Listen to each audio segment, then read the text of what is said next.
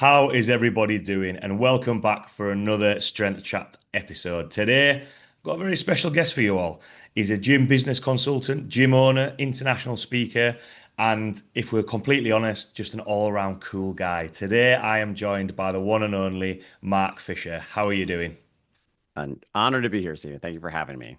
No problem. Thanks a lot for taking the time to jump on. But I suppose the first question, Mark, is how are you? What's kind of been happening in your world recently? Oh, what hasn't happened in my world? So many things. We were catching up right before we hit record. I mean, the biggest thing is I'm moving. Um, so that has definitely been taking up a lot of bandwidth, at least emotionally and mentally, even if we're not actually doing too much till the actual move on Friday. But other than that, man, I mean, things are good. So my life right now is, I'm overseeing a small group personal training franchise gym in New Jersey, right? So I do that a little bit of the time. But then my main thing is Business for Unicorns, right? Which is, helping gym owners hopefully build gyms and lives they love. Though I have to be honest, you're catching me at the end of a travel jag. So the week before last, I had been actually in Ireland for 5 days with an entrepreneur men's group I'm in. And then I was in Jamaica for 5 days. At two of my best friends got married. I had the great privilege of officiating their weddings. That was super awesome. Ah, So then cool. last week was kind of catch up, and now I'm into the move. But yeah, I mean, mostly just like gym business stuff all day long. And then my brain is like kind of never not thinking about the business of gyms and how to run them better. And, a lot of my life these days, since I'd sold Mark Fisher Fitness, a lot of that free time has gone into putting a lot of effort into really developing my relationships with as many gym owners as I can that I think are working at a very, very high level. And the last thing I'll say, and we'll kick it up there, is sort of like what's on my brain right now is I'm organizing an event at the end of the month of a bunch of gym owners, virtually all of whom have multiple locations and or seven figures, and sort of an interesting room of like, whoa, this is like, uh, yeah, I don't know. There's a lot of people doing very cool stuff out there, certainly in the States. I think the UK is seeing this too, but certainly in the States, you're seeing a lot of people now scale to multiple locations, whereas recently as 5 years ago, for the kind of independent strength gym that was founded by a strength coach or personal trainer turned gym owner, that wasn't really a thing that long ago. So I'm very like excited and interested by people that are really like pressing the gas hard and seeing, to just see what we're all collectively learning. And I see myself a little bit as the guy that's kind of like running around and talking to literally everybody, trying to triangulate and understand like what best practices we can sort of share and distribute so we can all be more successful, hopefully.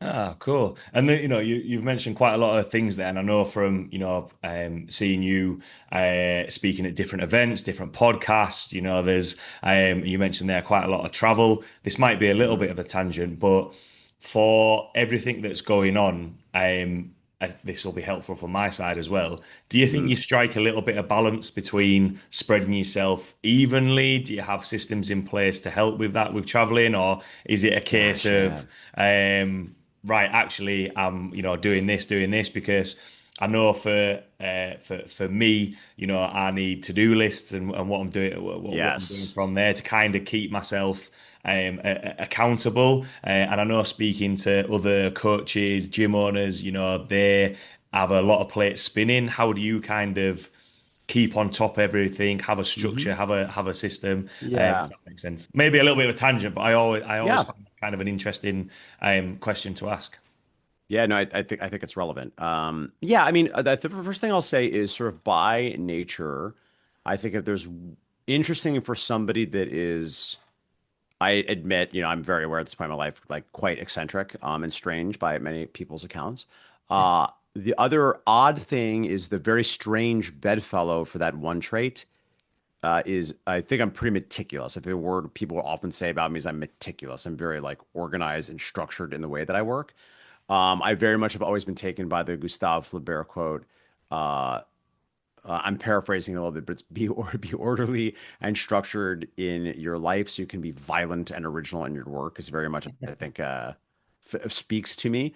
Um, so yeah, as far as managing travel and the plates spinning, I am definitely somebody that is very comfortable with planning and structure. So because a lot of my life is thinking months out, I think another thing that it facilitates that is very helpful for me at this point in my career is I am thinking often in like quarters ahead and in some cases years ahead. I mean, even right now, before we got on the phone, I just bought a well, I didn't buy, I redeemed points for it. I'm not crazy. A flight back from Singapore for a trip I'm doing in February of next year.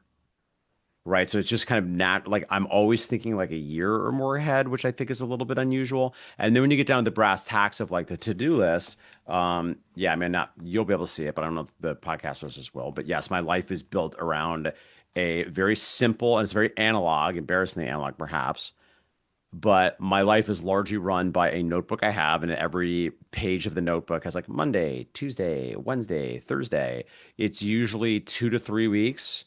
Those headings are out, and then on the right side of if you open up the 2 pages on the right side, I will just keep a dump of the things that need to happen in that day. Yeah. Right? Could be like, oh, I'm meeting so and so, and you talked about them about this, or there's a bit of content I need to create. Particularly because the thing that's a little different about my life now versus being a gym owner is my life is mostly content. It's like mostly content, right? But it's like a lot. So between like emails and YouTube videos and podcasts and reels and Facebook ad creative, and of course giving talks and virtual workshops, I'm constantly creating things. Even for the Unicorn Society, which is our coaching group for gym owners, like I'm overseeing the quarterly marketing calendar. Every quarter, we give them a fresh calendar of like, here, you can just copy paste this and just run this to do follow up with your old members and your age leads and, thoughtfully in the right order, in the right way, make asks of your members for reviews or referrals. So, a long way of saying, I'm always thinking like way far out. The notebook helps me understand what's happening on the micro, and I tend to just be stupendously far ahead. Yeah. Right. So right now I feel like a little like unsettled because my emails are only written for say the next like 2 months. Right. A lot of people talk about the daily email thing, like, oh, daily email, it's so hard every day. How do you not get behind? I'm like, I don't know, because at any given moment I'm 3 to 4 months ahead. Yeah. The marketing calendar also is so far out. Again, this might not be relevant maybe for gym owners or certainly trainers listening, but particularly at the a business like this for unicorns at this point, there are a lot of other stakeholders and other things need to happen, and then assets need to be built, right? So if I'm going to do a virtual workshop, we're going to need to build like a landing page. I'm going to have to write the emails, and we're going to have to prepare what is this social media strategy, right? Are we going to do a paid ad strategy? If so, we need to get that to the right people early enough to build all that stuff. So anyway, long way of saying yes, I tend to try to get very far ahead, and then it just gives me bandwidth because when I was in Ireland and Jamaica, I didn't really get anything done. Mm. Right. I could keep up with Slacks and emails. I'm very, as you have seen firsthand, kind of violently responsive to digital communications. So I'm going to keep those balls spinning, but I don't really have any time for project-based work sometimes for a couple of weeks. And I think for me, that also really works because it's sort of blast and cruise, right? I'll have extended periods where like I'm not doing much, right? I'm really kind of getting a break. But then when I'm going, I am going, right? And I like my work too, so I'm not somebody that identifies as somebody that like needs lots of breaks. It's not that I've never been burnt down in my career. I certainly have, but I'm mostly like a very happy warrior, very happy to just get up and drink my coffee and crush all day, and that makes me happy. Yeah, yeah. Ah, cool. I think the biggest thing out there, because actually when you were talking about how your in your notebook, I used to divide my page into kind of like four, and I'd have my priority, I'd have kind of like other little bits that people have said, and kind of one thing that you said there about just dumping things, briefly out of your head, and I can imagine for a lot of trainers, gym owners listening, sometimes it's helpful to actually pop that down, because if it's not written down, that can just be lost in Yeah. your head. A guy that I used to work with at the gym I was at in the UK, it's kind of like he kind of described it as downloading. You kind of like Yeah. downloading your brain onto a notepad, because then that way you can always refer back to it. Or even we used Asana as well. So then we just Hmm. type it in and just Yep. have things from there. Um, Yeah. that that kind of goes quite nicely into some of the topics that I wanted to chat to you about today. One of them, obviously, the organization side of things, but I think it flows quite nicely. When we're talking about, that organization and, the maybe different responsibilities, like you've said there now, a large part of your role is now, content, always kind of be creative. and looking at from, the trainers listening who are maybe transitioning to gym owners maybe trying to take a little bit of a step off the gym floor. Right. I suppose the first question is what's kind of your approach, experience with that, and how do you avoid kind of some of the common pitfalls that they can fall into, if that makes sense? Yeah, maybe if you don't mind, Stephen, do you want to restate that question for me? Are you asking specifically about like what does a gym owner need to do if they want to start getting off the floor? Yeah, yeah, that's it. Yeah.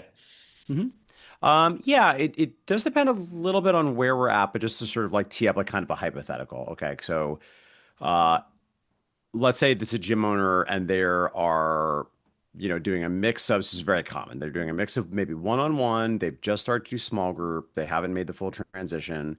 They want to do more group stuff, but they have a lot of one-on-one clients. It's kind of tough because they can't really afford to be making much less than they're making, but they're also working so many hours. They don't have any time to do anything but work in the business. Let's say hypothetically, again, this is a very common scenario. They're on the floor 25 to 30 hours. Let's say they want to get help of some kind, but they're not really sure where to begin. And to my mind, the hardest part about that inflection point is there's not really capacity to do much else. And one of the things that is hard about that moment is I don't know there's any way to completely avoid a completely brutal 3, 6, maybe 12 months where you just don't get breaks. Like you just like that's like you just have to overperform. To some extent, that transition, I don't want to say it's always a young man's game, but I would say this, it's a little bit easier probably to do in your 20s and your 30s. Speaking somebody's mid 40s, it gets a little harder when you get older, just like grind through. You also have different kinds of family commitments, right? So not saying it needs to be this exactly, but as an example, when I opened up Mark Fisher Fitness, a great advantage I had was I refused stubbornly ever to take clients in the morning. I didn't have any morning clients. I was like, you need to train before 11? Can't help you. I don't do any training before 11. I'll have to find somebody else. We can't work together. I just would say no because I want to sleep in. I was like an actor. Also, to my defense, I trained relatively late. I mean, sometimes I'd train till 8:30, even 9:30 at night with clients because New York is a later town. Um, but what wound up happening was once Mark Fisher Fitness started kicking and I tried to move from just a trainer to like making it a business, I had a couple hours every morning to really move the ball forward while I was fresh before I would go and train people, right? So oftentimes when someone's that position, and this is maybe getting like too tactical, and I know we're playing with like a hypothetical here, I might suggest they stop training a couple mornings per week. Yeah. And this is again where you got to risk it for a biscuit at some point too, where I realize sometimes the hard thing is when someone's not even making enough money as is and they can't make a dollar less. That gets like hard. I'm not telling you this is not this is not advice I'm actually giving, but I might be like, well, do you believe in yourself? Put it on your credit card and just don't eat out for a while and just just pay a horrible price for 3 to 6 months to have a life that you will not be able to get through if every month you're paying every dollar is coming in is going right back out the door. Um, that was another advantage I had, honestly, was my cost of living was so low because I had been so broke in my 20s. I can't claim any sort of, particular virtue by having such a low cost of living. I was just used to living on having no cash. So when I started making some money coming in, I was like, just started building up in the bank account. And then that gave me some buffer to have wiggle room to hire people when it was time. But I think if you can stop training even if it was just like 2 mornings per week to free up time to work on biz dev, whether that be making the move, how do I move maybe more of my one-on-one clients into some sort of group model, or to do some of the marketing activities that one needs to know they need to do, but are kind of hard to get incentivized and interested by because also trainers sometimes are not excited about the marketing piece. That's one of the hard parts about opening up a business is you open up a business because you want to make more of the money, but now your job really isn't a trainer anymore. It is, but it's also like the marketer and the salesperson and the finance and the manager and the leader. Um, I think the other quick tactic I'll share that is often underappreciated, in addition to opening up some time and moving more of your clients into some sort of group model, just so you get your hours on the floor down, you can outsource a lot of the admin stuff very, very cheaply, right? So there's a number of things that just need to be done. Uh, and I would know not just for the business, but also for your life. Now, this depends on where you are in your life, but there's some things just have to get done to be a human in the world. You can't outsource all of them. You're going to have to brush your own teeth. No one can shower for you. But in practice, there's a lot of things around managing like a household or simple stuff that you can outsource. Now, admittedly, if you're a young single person, it's not that much. You're not get that much benefit. But in practice, certainly even on the business piece, if you're thinking about again this hypothetical trainer, a mix of one-on-one, mix of small group, if they have to manage any stuff for a website or they have to handle kind of any admin stuff in a booking billing platform, there's a bunch of things that need to get done that if it's not training people and it's not growing the business are actually relatively low level and you can find some affordable virtual assistants a lot of times if it's a digital only item to just get that off of your plate because in the beginning you'd rather probably have more time to train because you like it and you're good at it and it makes more money and it's like you're the franchise. Eventually that needs to come off your plate to other people so you can move up the ladder and then focus more on marketing and sales and leadership and systems. But anyway, I'll pull up there, but I think that's probably hopefully some value of the tour of the hypothetical trainer turning into gym owner. I often refer to that person as the independent trainer plus, because oftentimes this person will be like, I have a gym, I'm a gym owner, right? And you find out their gym is like, well, I rent 150 square feet, or I rent 15 meters at a local gym, and I have a kit there, and I have 7 clients and no employees, but I'm a gym. Like, okay, well, you're not like, I don't want to call it a gym. I love it, but it is interesting because you want to give people the right information at the right time. So I often refer to the independent trainer plus, Yeah. right? It's more than Yeah. just the trainer working for somebody else, but I wouldn't quite say we're gym yet, but that's part of the journey. Yeah, absolutely. I thought there was some really good points in there, and I know what we spoke about at the start about in terms of organizing and balancing plates was a bit of a tangent, but actually I think it's become quite relevant in terms of this question. And a key thing there was talking about the transition from getting off the gym floor, and you've mentioned there about having 2 mornings and dropping off from there. There's going to be a period 6 to 12 months where it is going to be a little bit of a challenge when you mentioned there about, at the stage that you're at now, thinking well in advance, is that something that, gym owners from kind of opening to their plan going forward is something they can actually plan in? Is it something that might have to be moved forward, pushed back a little Yeah. bit? Or is it kind of at some point it's got to be a case of nope, I'm going to start from now, two mornings, I'm not going to be on, and then go from there. What's kind of your approach or thoughts on that from people that you've worked with in your own experience? Let me just restate the question, Stephen. So are you asking if I suggest like working towards the end in mind, or if I would suggest instead just sort of take the next step from where you are? Yeah, is it just that straight next step, or is it kind of like all planned in terms of okay, so this is the time period that we're going to work through, if that makes sense? Yeah, I think both can work, certainly. Like I'm very much a believer that plans don't work, but planning always does, right? Which is to say that it's helpful to have some sense of like what does this look like when it's finished? Right. I think that could be interesting as the gym owner. And this is the thing, by the way, that like almost nobody does. And by the way, I don't think I probably did this. And if I did, it wasn't good because you're bad at it because you don't know what you're doing yet. I was bad at, I didn't know what I was doing yet. But yes, thinking through like, okay, if the dream is, again, let's say the dream is eventually I want, 150 square meters and I want to have, I'm going to do a 4-on-1 model and we're going to charge this. And I think I can handle, 100 active clients at that point, and I'll be on the floor 15 hours, which feels great for me. And then I'll have, one full time or 2 part-timers maybe. And then I understand I should be doing this much in revenue, and then I can expect to pay this much to the team and to rent and to other stuff. Uh, I think that kind of thing is helpful to understand like what finish looks like. Now, Yeah. of course, the slippery thing worth mentioning briefly is finish is always changing because your dreams are always changing, right? You're never done. It's like how much money does anybody want to make? 20% more of whatever they're making right now, right? And I think we should be, we don't want to get a rabbit hole there too. I think we should be very careful about that tendency. I think that can absolutely ruin lives, to be very blunt. So I think having the dream of where I want this to go, I think is smart. And then, of course, the reason to have that vision of what it looks like when it's done is to sort of back it out to be like, okay, well, what do I do now, right? And you could do things. You can figure out, okay, like what would need to happen each.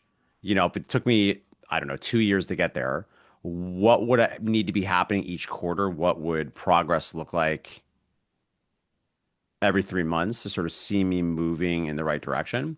Um, but ultimately, to your point, it kind of just gets down to like, all right, well, the first thing I need to do is I need to get off the floor to some, right? If Yeah. I'm on the floor 30 hours, if I can just free up 4 more hours per week, so I know that, Tuesdays, Thursdays are a little bit lighter. I might lose those clients. I might be able to convince them to train other times. Uh, Maybe you could hire somebody part-time to take them off your plate. Um, so ultimately, I think you want the big picture, but I think in practice, you're always just doing like, here's the step before me that's available. That is the next kind of opportunity. So I guess I would say they both matter, but in different ways. Yeah, definitely. I think that's a good point because looking at that finished product is important to have a look at. But sometimes, yeah, exactly like what you said, you can only move towards that depending on what options are available to you, and kind of moving to managing or working with a team. A big thing, basically part of my role when I was back in the UK was coach development and managing everything kind of like on the gym floor. When new trainers were coming in, it's kind of okay. Well, this is kind of like the standard operating procedure that we follow. Hmm. Obviously, I was a big advocate of, I wanted their own personality on the gym floor. I wanted to put them Hmm. across. This was just kind of the system that we followed. And when it comes to that, because I know, if you're, and I literally had a conversation with this a couple of months ago, a guy that I used to play rugby with, opened the gym, has been taking on more staff. But it was a case of he felt as though he needed to be there to kind of make sure that everything was okay, even though he was actually off the gym floor. It's a case Right, of, right, right, well, actually that time you're still there. You're not actually using those hours for the business. You're still actually, right. stuck in the trenches, if you like. So I Hmm. suppose the question from there is, how do you kind of build trust with the team so you feel as though you Yeah. can step away, but also Yep. make sure that again the conversation that I had was that his biggest fear was that the consistency of sessions would then drop down, and it wouldn't be the level that he wanted, because especially if you're just opening in a gym. And again, be interested to hear your thoughts on this, that Hmm. you're probably going to take on newer trainers as opposed to more Yep. experienced, because there's a Yep. cost there. What's kind of your thoughts on that, Mark? Yeah, I mean, I think if you have to be there all the time to watch every session because you don't trust people in the first week, that makes a lot of sense. Yeah, that makes a lot of sense. Yeah, you can't trust them yet. You don't have any data for it. If it's 6 months in and you still have to be there all the time, something has gone wrong, right? Either they are not good, or you're not doing a good job training them, or you have trust issues, um, I don't say that flippantly. Like, I understand how that can feel. It's our babies. We care badly about it. We have huge stakes financially, emotionally. We badly want to take care of our clients. We don't want clients to be disappointed, have a bad experience. But I would say that, like, again, in the beginning, like, that's reasonable. I think the first like week somebody's on the floor, particularly to your point, if they're a newer, greener trainer, you might need a more extended period of training them and auditing them. Um, but I think there's also, as we're speaking hypotheticals again, I think there's a difference between being there generally like kind of working, but kind of not working because you're kind of watching the session, because you're at the desk that's in an open floor plan gym and you're sort of looking at them and you're not really getting like as much done as you could. Uh, that is different than probably what I would prefer. Not that it's wrong, but I would probably prefer, if somebody needs a lot of support, then more intentional time spent with a dedicated audit where you're not doing biz dev, you're actually watching them. That's the whole point. You're literally watching them, or you're co-teaching with them, which can be, you can do on extended period. It doesn't free up your time short term, but that can give you a little bit more breathing room, can make it a little bit easier for the clients to get buy-in if there's just an extra person there coaching. There's probably some kind of ongoing continued training and role playing outside of the session, right? That you'll need to do as the owner. And all of this stuff ideally gets front loaded, right? Because when I think of onboarding, onboarding for a typical gym, you're going to get at least 20, I hope, probably 20 to 40, maybe 80 hours of training of some kind before you put them on the floor. They need to be like up to speed to some extent, right? And when I say 40 to 80 hours of training, that's a combination of probably one-on-one time with whoever like the training manager is who's teaching them stuff like classroom style and or doing role plays and drills with them, a combination of them taking sessions, a combination of them watching auditing sessions, a combination of them co-teaching sessions alongside somebody else, and then the final step of them teaching sessions, but there's somebody there that is sort of like you're learning to drive as a person in the passenger seat watching the whole time and can intervene if things are going to go off the rails. So those are the big buckets as I see it for that training period. And of course, that is like a unique window because that's all before your clients are really holding them to account and are deciding if they want to, if they're deciding if the value is there based on the experience and the skill set of this person they work with. From there, I tend to think of onboarding crudely is helpful to think of as then you got 3 months. You got 3 months where they're not quite ready to fly on their own yet and they need some support. And how much support they need, this is going to vary based on your model, based on the technical demands of what you coach, based on the person. You'd like this to always be personalized, though to some extent you have to sort of make a system for the gym. And again, this is also going to look different if you do this once every 4 years than if you're doing this, three new people every quarter. So that onboarding is likely going to look at some increased oversight compared to like the regular trainer land, right? So regular trainer land, I am a believer that for every service and every individual doing every service, at least once per month, you need some kind of audit of it. Okay. So that's one of the reasons why famously I'm like, no, when people have like four different kinds of services, is because people don't understand, I think, the real cost of what is required from a quality control perspective. But like, let's say hypothetically, let's say it's a gym that is only offering some sort of group model. Okay, you only have one service, make our life simple. And let's say there's four trainers. Well, to my mind, each of those trainers needs to have a manager person oversee them and audit them to the standard at least once per month on an ongoing basis. And then maybe at least once per month doing some kind of one-on-one meeting check-in where they're just catching up. It's another opportunity to sort of coach, to train, to role play. And then maybe there's a team meeting at least once a month. At MFF, we used to do every week. This is going to vary based on the model. Are they full-time, part-time, et cetera? Okay. So again, if we want to work back to onboarding again, so again, at least once per month, we have an audit, we have a one-on-one, and we have a team meeting, right? And maybe a little bit more, but let's say that's the baseline. Well, if you're in the onboarding world, again, depends on the person, but you might be doing an audit once per week, right? You might do 2 to 3 per week. You might have one or two one-on-one meetings slash trainings. What again, this is different than auditing them while they're working the clients. This is a one-on-one session where you're teaching them where let's review your deadlift cues again. Let's review like how you're looking at this thing, right? Maybe there's some additional assigned education curriculum that you're doing, right? So we have a delightful young man who's green who we're onboarding my gym in New Jersey. And it's a lot more work. He's lovely and he's so hungry in a way that is atypical of many young people these days. Love and respect young people. So I'm like, all right, this kid's got the chops, but he just doesn't have a lot of experience yet. So my fitness director is spending a lot of extra time and energy drilling him, training him. We're also collecting feedback from clients. We purchased him the certified functional strength coach online curriculum. I was like, we need you to go through this, right? So the onboarding window, I think again, if we're going to speak like very crudely to sort of close this up, I think 3 months of extra support and a little bit extra anxiety on the owner, great. If you're still doing it 6 months in, now something is awry. And if it's the first month, then I would kind of expect that. I don't, that's kind of like Yeah. unreasonable. And I just want to underline again, there's a difference between, quote unquote, and I don't know the context of this person, so this is not a critique of what they're doing. I don't know the context here, but I would say as a principle, I don't think it's probably helpful to just be in the space all the time just to see.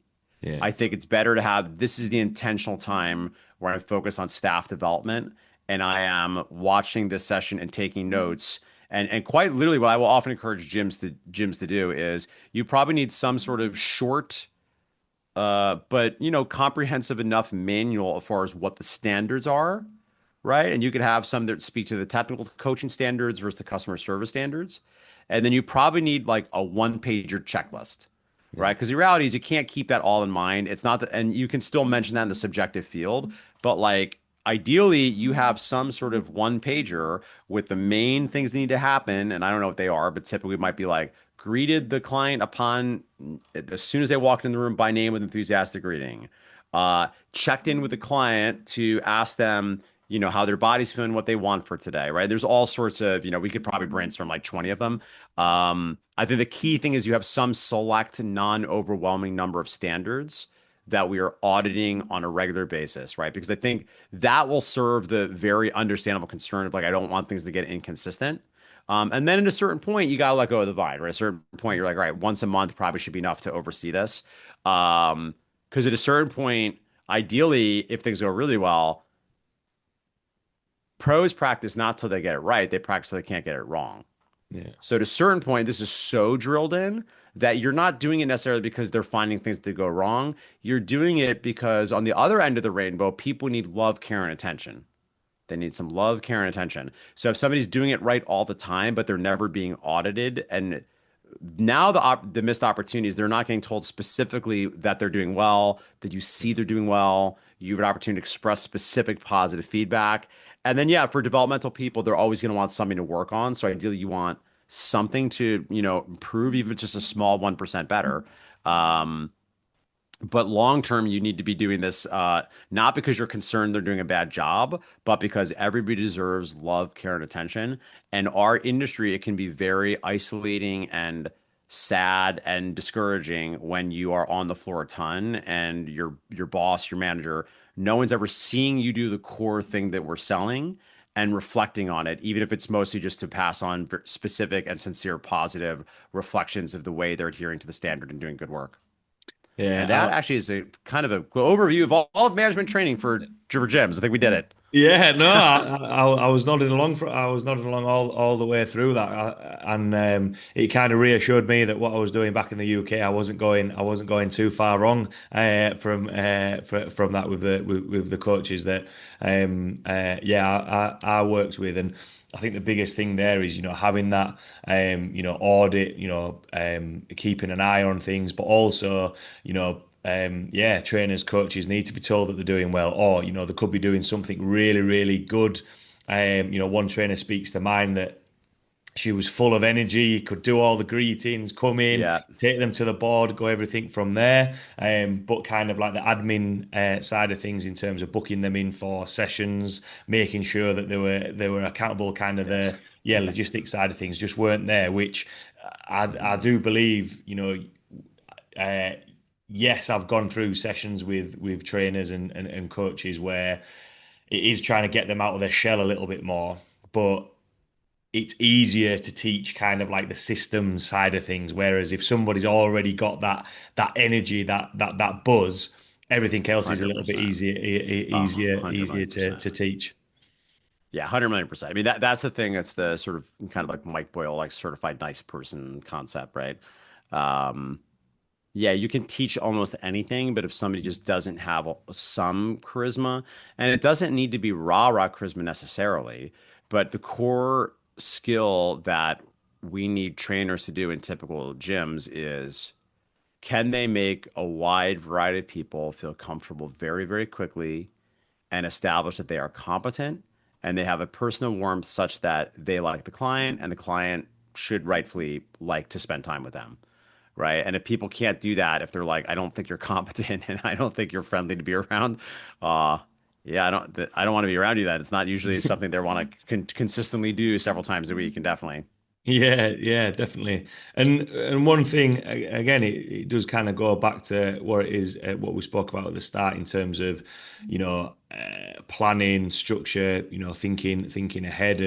And we said there about, having look, what happens when a client comes in, that kind of Mhm. standard operating procedure. Yep. What are the standards? What does a good session look like? I think it's also important to kind of have, which is something that I worked on when I was back in the UK, and you mentioned it as well, like ticking off, what does actually make a good session. If you do this, Yeah. it's probably going to be a good session, but then you also realize what a not so good, session would be. Yeah. And Yeah. Yeah. do, Yeah. do, do you think that sometimes, in that transition from getting off the gym floor, thinking about that end product of what, gym owners want that gym to be, there may be, what's the best way to word this? They maybe don't miss out that step in terms of, bringing on other trainers and what the standards are.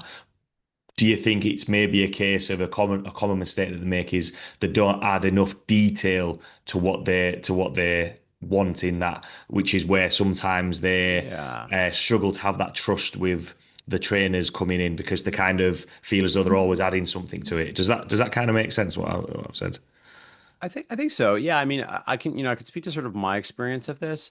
Because I really didn't know how to put in like kind of words or clarify what it was that I wanted. And MFF got lucky in the sense we found some like pretty awesome humans there in the beginning, and they really wanted to do good work and really cared about what we are creating.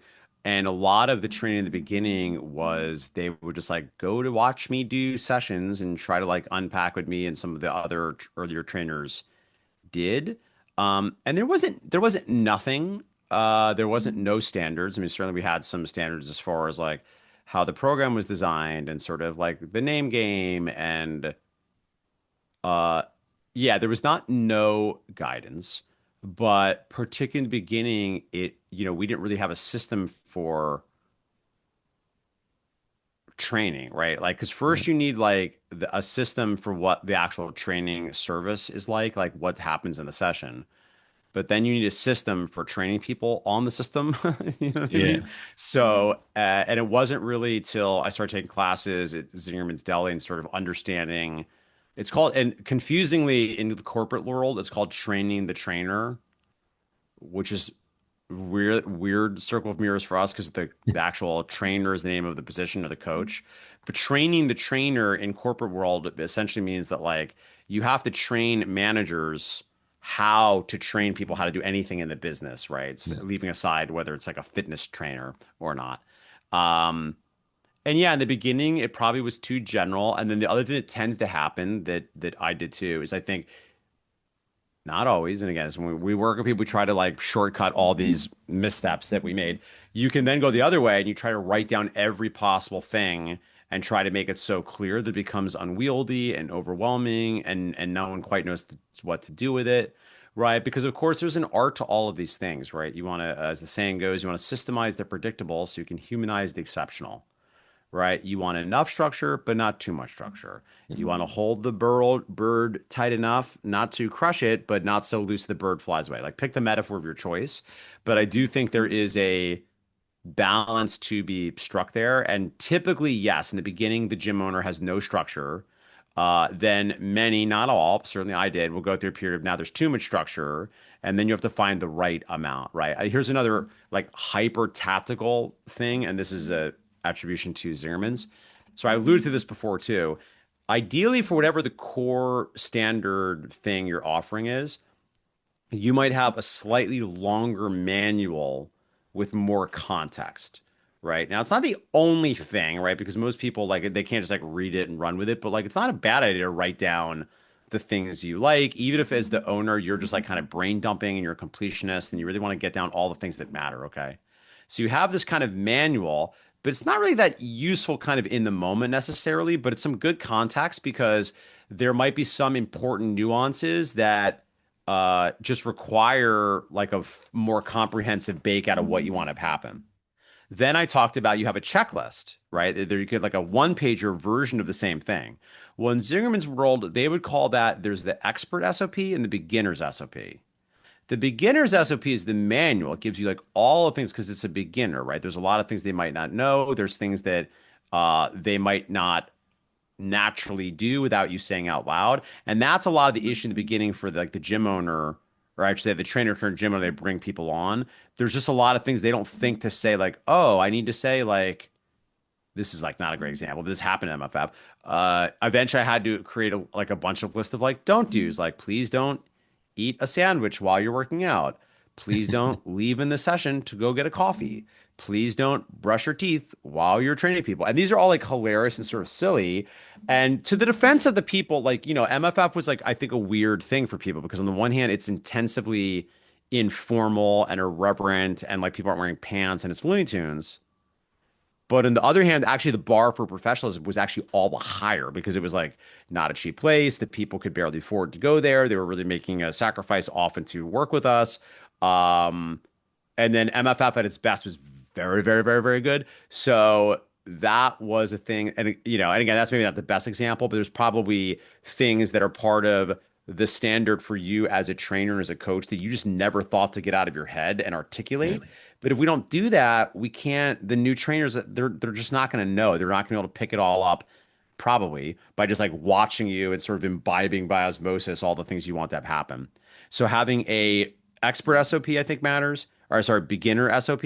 And then you need the expert SOP, which again, in my world, and this I don't think is exactly how they use these terms, but you also need to be able to like streamline and be like, all right, here's the one pager, maybe a two pager, right? But if you have like, if you can't turn that into some kind of checklist, again, it gets kind of unwieldy. It's like, what do we do? The people can only remember so much. I always say like a business is all like 3 to 7 step systems. And if it's probably ideally 3 to 5 step systems, and if it's more than that, that's okay. But then you have to break them down further. Those become subparts of the system. Like a trainer can only remember so much at a time. So here's another highly tactical thing to consider. So every week at Alloy and Attribution, John Farkas, who's a very dear friend of mine and Business Unicorns franchise coach, um, we stole this from him because he would do this. Every week, we're working on one of the tenets. So Alloy has 7 tenets of customer service. So every day, each coach, when they do like their end of shift report and they report in on Telegram, they're just about how things went, did anything notable happen with clients, et cetera, et cetera. They rank themselves on a 1 to 10. Okay, today we're focusing on uh, making sure clients are booked for the next session and making sure everybody gets asked, when do I see you again? Right? These are one of the things in the Alloy system that they say are like key for retention. And it makes sense, right? It's a simple thing. So to keep that top of mind, we're just sort of constantly reviewing same but different. Every week, there's a different focus on one of 7 things and we're just rotating over again and again and again because even giving them all 7 things to do, even though they should be doing all 7 things every time, it's just hard to keep that top of mind. Whereas if the trainers are going to every session knowing, okay, today my focus is I'm going to find one moment of, again, another tenet of like physical touch where I'll find some opportunity to put a hand on the client. Um, I think that is like a underutilized way to constantly be having your team improve and tighten their adherence to the standards.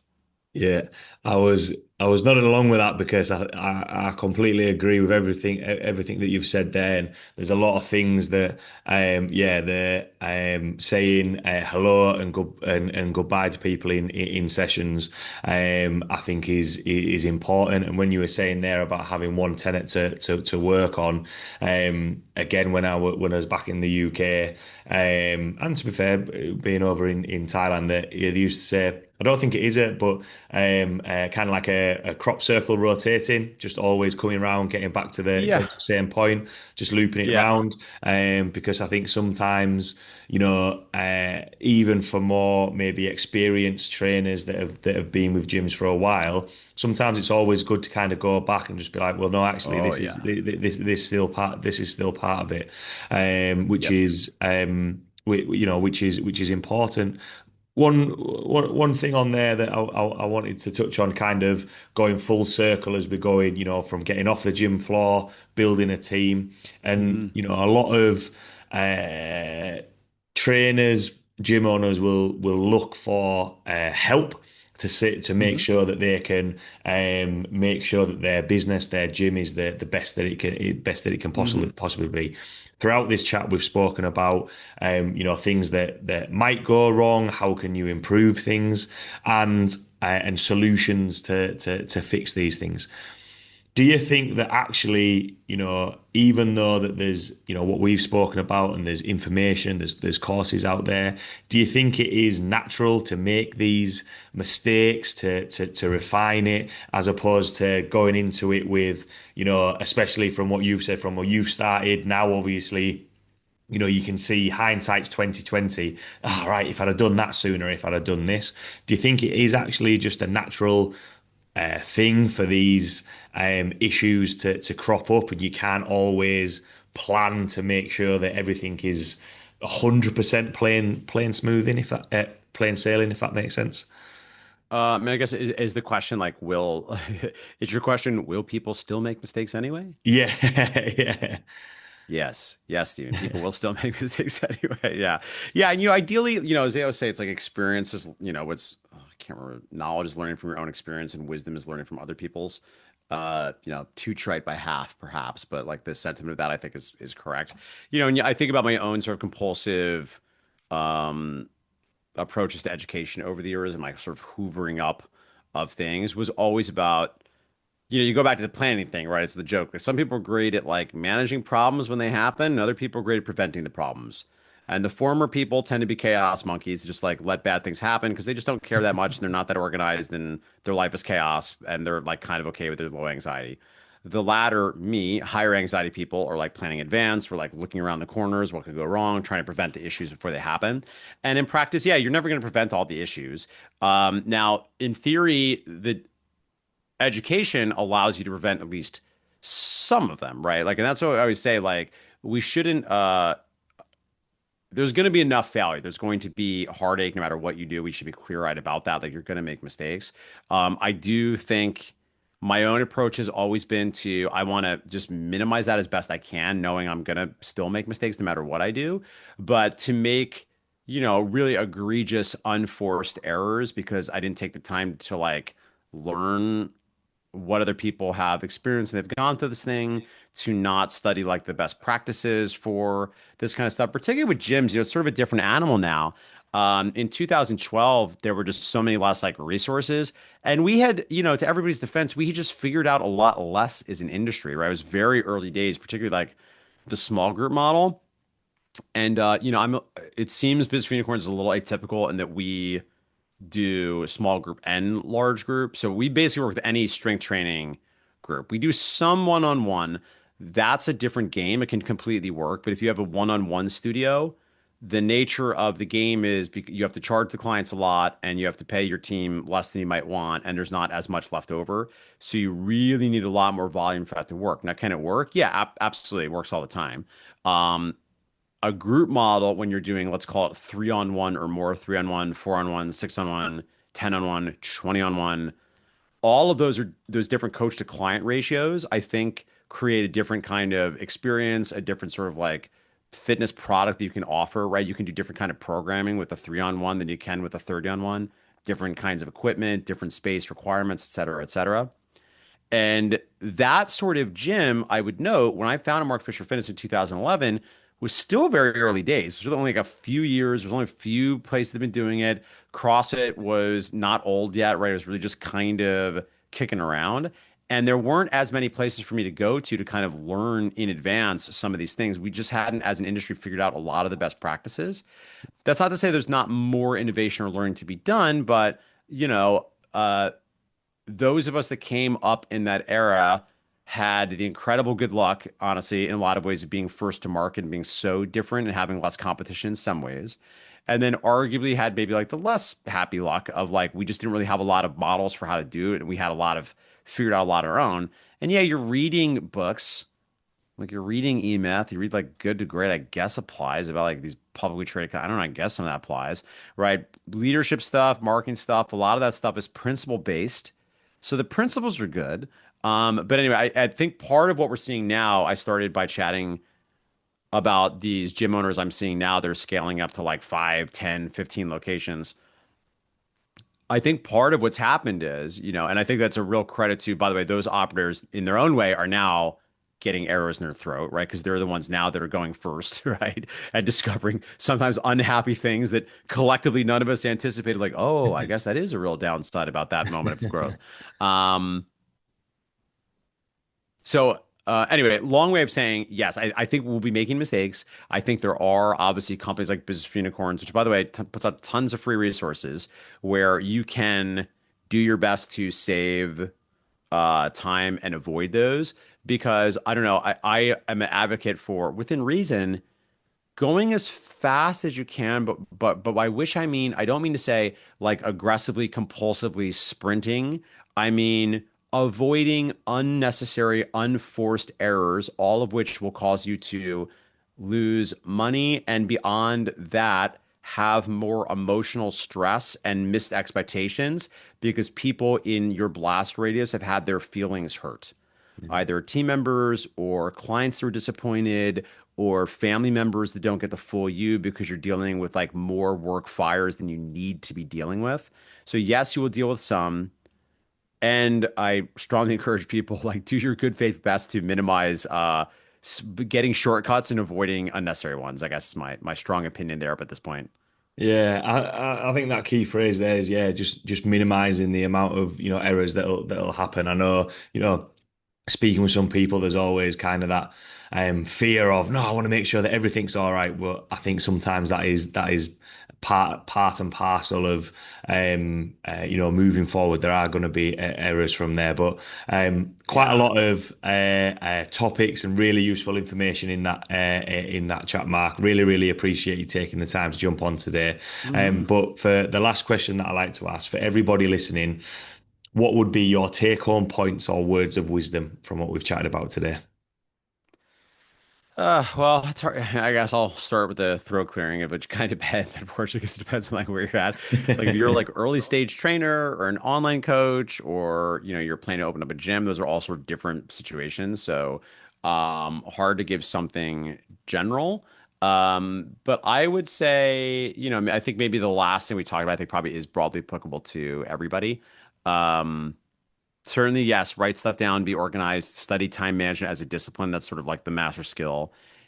Yes, learn how to develop systems on board and trust your team so you can have some kind of measure of freedom and have the gym, build a gym in a life you love, which is like that's just my thing, as I'm always thinking about. And then the final thing is, yeah, avoid the unforced errors, right? If you have the ability to find models and find people that do the things that you've done, systems that you can work off of instead of making up your own stuff. I just think it's better than trying to,